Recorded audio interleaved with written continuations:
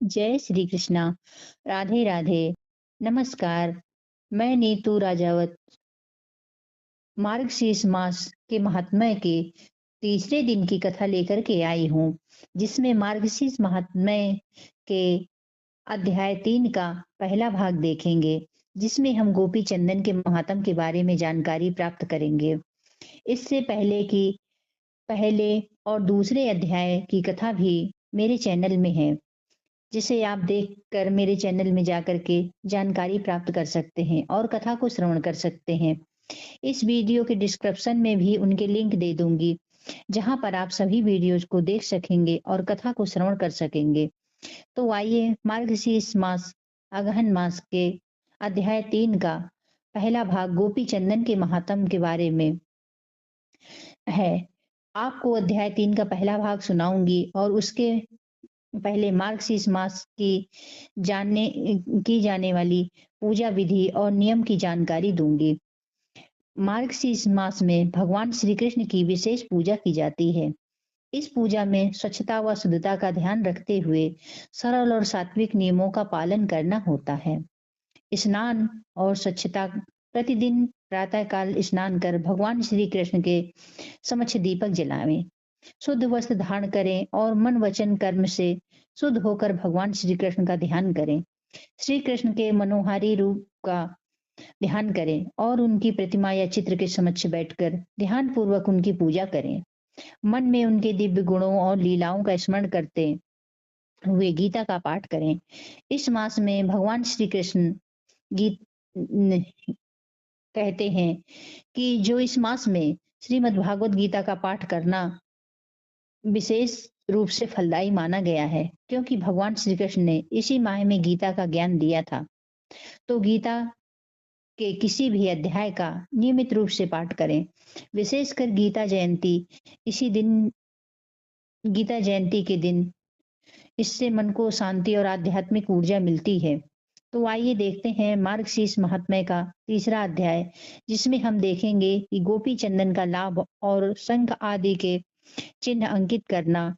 इसके पहले हमने पिछले दिन की कथा में देखा था कि भगवान श्री हरि विष्णु बताते हैं कि अभिमंत्रित मृत्तिका या चंदन से वैष्णव लोग ललाट में शंख या पुंड तिलक लगाते हैं। ब्राह्मण 12 पुंड, क्षत्रिय 4 पुंड, वैश्य 2 पुंड, स्त्री व शूद्र 1 पुंड तिलक लगावें। भगवान श्री हरि कहते हैं कि श्याम वर्ण तिलक लगाने से शांति प्राप्त होती है और रक्त वर्ण तिलक दुश्मनों पर विजय प्राप्त करने वाला होता है। पीत वर्ण तिलक लक्ष्मी देने वाला होता है और श्वेत वर्ण तिलक मोक्ष देने वाला होता है। आपने उत्तम तिलक की जानकारी प्रदान की। अब आगे भगवान श्री कृष्ण ने पूछा कि हे केशव, मुझे बताओ कि पुण्य कितने प्रकार के होते हैं। मुझे पुण्य के बारे में जानने की बड़ी जिज्ञासा है। तब भगवान श्री हरि ने कहा कि सुनो पुत्र, मैं वर्णन करता हूँ। पुण्य के 3 प्रकार बताए गए हैं। तुलसी के पौधे की जड़ से निकली मिट्टी से बना पुण्ड, गोपी चंदन यानी द्वारिका की पीली मिट्टी से बना पुण्ड, और हरि चंदन यानी पीले चंदन से बना पुण्ड, जो बुद्धिमान भक्तों द्वारा ही बनाया जाता है। यदि कोई भक्त श्री कृष्ण के प्रिय तुलसी के पौधे की जड़ की मिट्टी लेकर वह पुण्य बनाता है तो श्री कृष्ण हरि उससे बहुत प्रसन्न होते हैं। अब मैं तुमसे गोपी चंदन का महात्म कहूंगी। यदि कोई मनुष्य द्वारिका से आई हुई मिट्टी को हाथ में लेकर अपने माथे पर खड़ी पुंडरी के रूप में लगाता है और उसके पवित्र अनुष्ठानों का फल कई करोड़ गुना बढ़ जाता है। यदि वह विधि पूर्वक पवित्र अनुष्ठान न करे या मंत्र ना बोले, उसमें उसकी श्रद्धा ना हो, अनुष्ठान समय पर ना हो, तो वह पवित्र अनुष्ठानों का लाभ सदैव नहीं प्राप्त करता। यह शर्त है कि अपने माथे पर गोपी चंदन लगावे। यदि कोई ब्राह्मण प्रतिदिन अपने माथे पर गोपी चंदन सहित पुंडरी का उत्तम पवित्र चिन्ह धारण करे, तो वह रात हो या दिन उसे वह लाभ प्राप्त होता है। जो सूर्य ग्रहण के समय कुरु जंगल यानी कुरुक्षेत्र के मार्ग में के समय प्रयाग में स्नान करने से प्राप्त होता है, इससे भी बढ़कर वह मेरे घर में देव के समान निवास करता है। हे चतुर्मुख, जिस घर में गोपी चंदन होता है, उस घर में श्री यानी लक्ष्मी जी के साथ भगवान का निवास होता है। कंस का वध करने वाले के रूप में सदैव निवास करता हूँ। बशर्ते यदि व्यक्ति गृह स्वामी है जो भक्ति पूर्वक अपने माथे पर लगाता है, वह व्यक्ति द्वारिका से उत्पन्न मिट्टी को अत्यंत पवित्र कलयुग में सभी पापों को दूर करने वाली है तथा मेरे मंत्र से प्रेरित अपने माथे पर सदैव धारण करता है। वह पापों से भरा होने पर भी उसे यम नहीं देखते। प्रिय पुत्र, यदि कोई व्यक्ति गो गौ का बच्चा या ब्राह्मणों का भी वध गौ का बच्चा या ब्राह्मणों का भी वध करता है, तो भी यदि उसके माथे पर भुजाओं भुजाओं में या वक्ष स्थल पर सिर पर गोपी चंदन का तिलक है, तो वे मेरे कमलपति के लोक को आता है। हे पुत्र, जिस व्यक्ति के माथे पर गोपी चंदन है, उसे दुष्ट आत्माएं परेशान नहीं करती हैं, ना ही राक्षस एवं पिशाच सर्प भूत प्रेत के समूह पीड़ा पहुंचाते हैं। मेरी शक्ति से वह प्रभावित नहीं होता।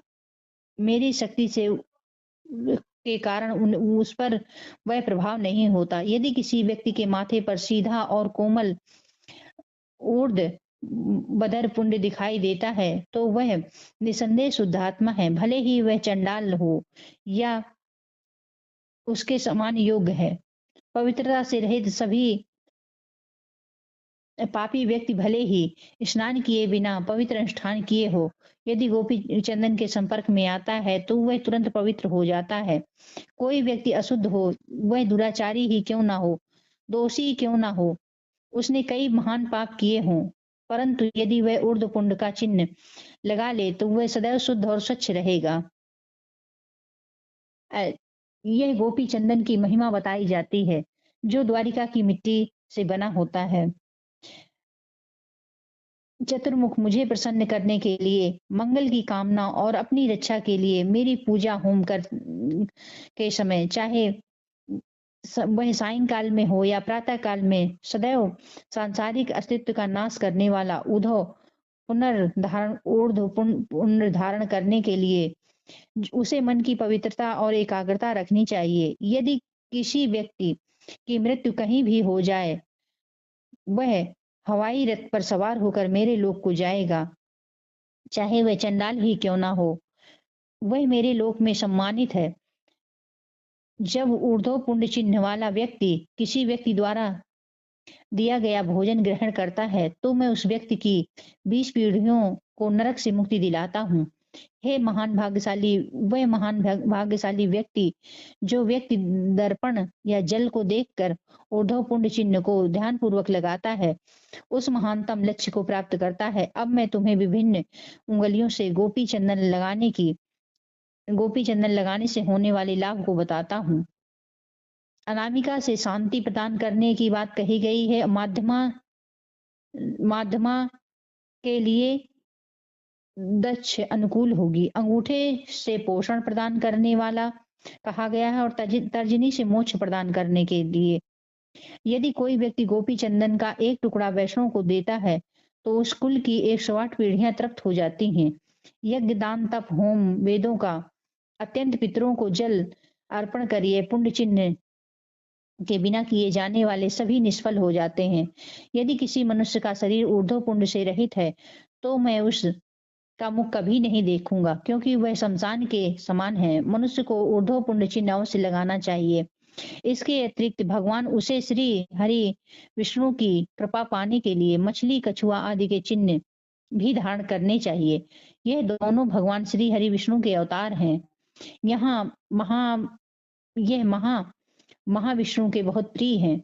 कलयुग में मनुष्य मेरी नगरी द्वारिका की मिट्टी लेकर अपने शरीर पर मछली और कछुए का चिन्ह बनाता है, तो हे देव श्रेष्ठ, उसे जान लेना चाहिए कि मैं उसके शरीर में प्रविष्ट हो गया हूँ और उसमें और मुझ में कोई भेद नहीं है। यह कार्य कल्याण चाहने वालों को ही करना चाहिए। यदि किसी मनुष्य के शरीर पर मेरे अवतारों के चिन्ह दिखाई देते हैं, तो उसे मनुष्य नहीं समझना चाहिए, निश्चय ही उसका शरीर मेरा शरीर है।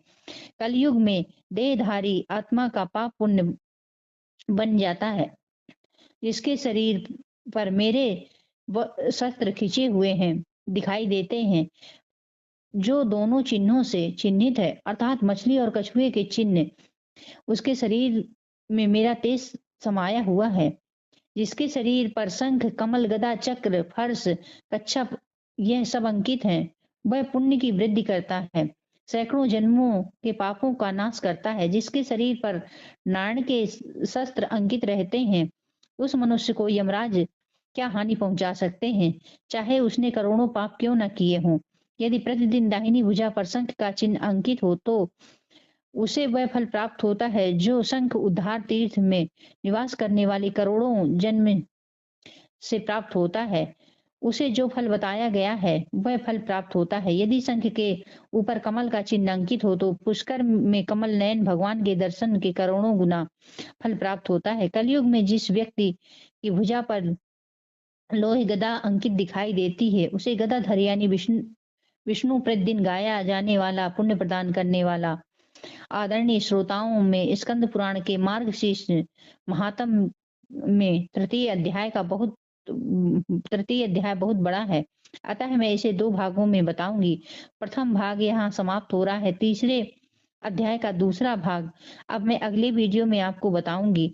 अब तक के लिए कृष्ण नाम का जाप करते रहिए और बने रहिए मेरे साथ। आपको एक बार फिर स्मरण करा दूं कि कल मैं तीसरे अध्याय का दूसरा भाग लेकर आ रही हूँ। जय श्री कृष्णा। अभी तक आपने चैनल को सब्सक्राइब नहीं किया है तो सब्सक्राइब कर लीजिए, लाइक कीजिए और शेयर कीजिए। हिंदू धर्म, संस्कृति, तीज त्योहार, कथा, रीति रिवाज आदि जानने के लिए मेरे साथ बने रहिए। जय श्री कृष्णा। राधे राधे।